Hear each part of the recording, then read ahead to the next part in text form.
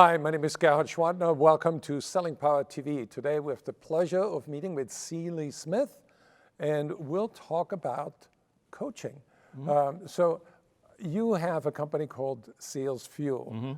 How did you come up with that name? Well, intelligence is actually what fuels high-performing sales teams. So it starts then with the prospecting intelligence. That's really where we got our start 30 years ago. And then we also then realized the other thing that really fuels high-performing sales teams is high-performing salespeople. And so if we can provide intelligence about people then to help you hire high-performing salespeople, that's how we got there. So you want to help salespeople become better performers. And in order to perform better, you need a coach. Right. How would you define the qualities of an effective sales coach? Have to be an effective listener. You have to be curious. You have to go in. You have to be able then to restrain yourself from giving advice.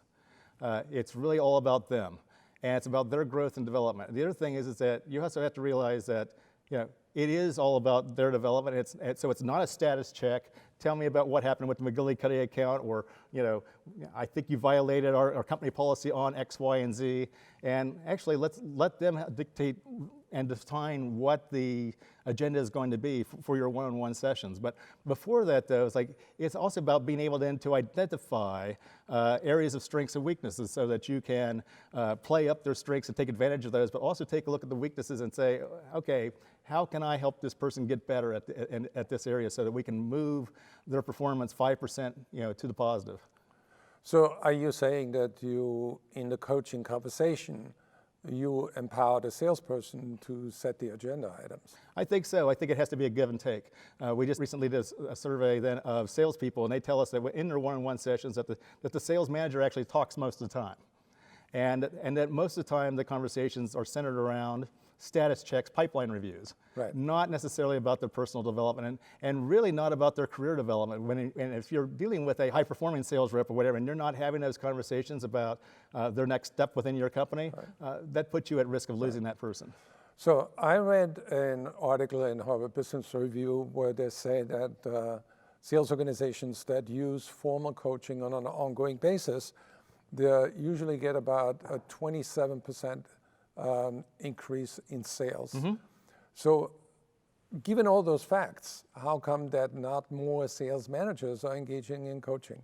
So that's the thing. I think a lot of sales managers think they are engaging in sales coaching, but a different Harvard Business Review article actually shows that sales managers think what they think is coaching is actually not being perceived as coaching by the sales reps. And so they think they're doing more coaching than they really are.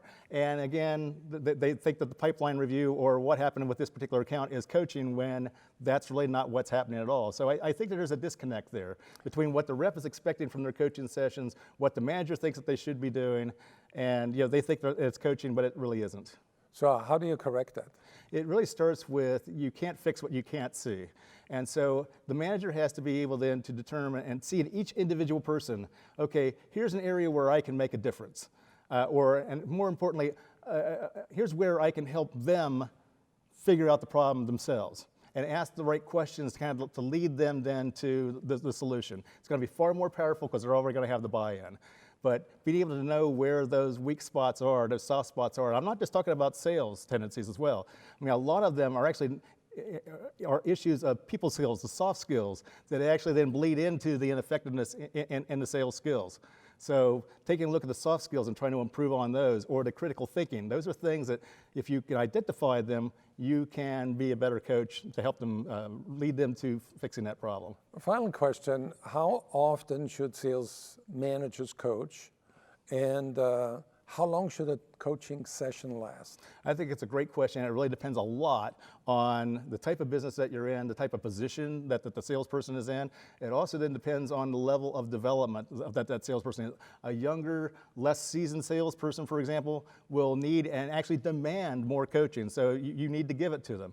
But at the same point in time, it's like just because a veteran salesperson is not demanding that one-on-one time with you doesn't mean that you can slack off on that. Because in many cases, though, they still want it, they still need it, can benefit from it, or whatever. You need to be able to make sure that you're giving it to them just as much. Where can people learn more about you? check out Sales Fuel Coach at salesfuel.com. So it works, salesfuel.com/coach. We have great information in our SaaS platform that actually automatically will ask each individual person coaching questions twice a week for them to fill out, then and send to the sales manager. The sales manager can follow up on those during the one-on-one session. And that really automates, but also formalizes the sales coaching platform and helps make them more effective. Thank you very much. Look at a URL at the bottom of the screen and check out Lee's company. Thank you. Thanks, Gerard.